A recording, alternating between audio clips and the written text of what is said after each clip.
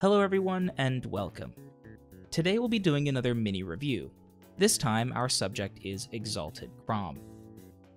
Exalted Chrom is a 157 BST sword cavalry.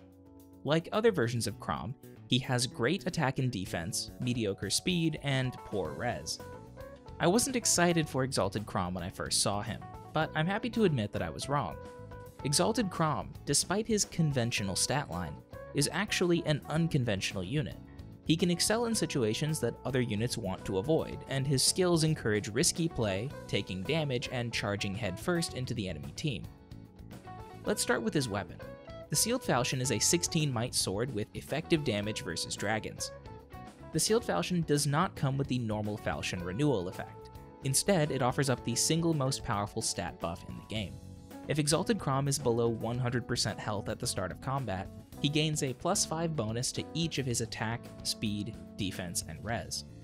His default A skill is Fury. His B skill is Chill Defense, and his C skill is Sword Valor.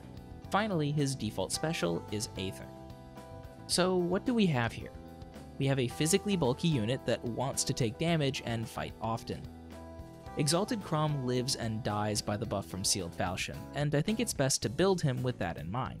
Because we want Chrom to be damaged at the start of combat, we want to focus on skills that reward us for having reduced HP.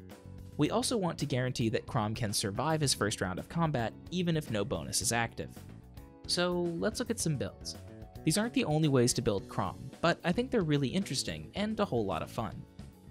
Up first we have a Wind Sweep set. The goal is simple: attack into something you can sweep, take the self damage, and then fight on the enemy phase with the buff active. This is a very weird playstyle, and it's one of the few ways that I can think of to make Wind Sweep work, quote-unquote, on the enemy phase. Exalted Chrom's Wind Sweep set is far from perfect, and it's nowhere near optimal, but I think it's a great example of the weird stuff that Exalted Chrom can do. Next we have a Vantage set. This set charges into combat, activates Sealed Falchion, Defense Smoke along with Brazen Attack Defense, and then destroys the enemy team with Vantage. Falchion, Brazen, and Smoke combined results in a net gain of 19 damage on top of Chrom's base attack, and Vantage lets you strike first.